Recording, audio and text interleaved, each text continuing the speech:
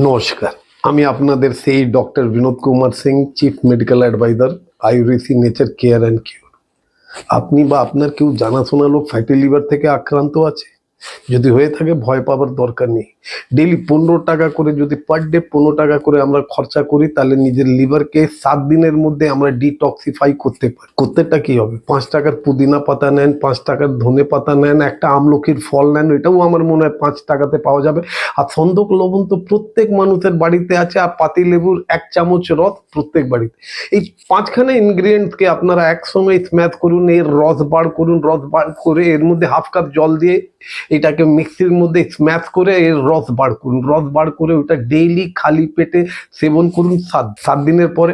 Fatty লিভারের জন্য যে আপনার প্রবলেমটা হয়, আপনারা দেখবেন ওটা অনেক ঠিক হয়ে গেছে। নমস্কার।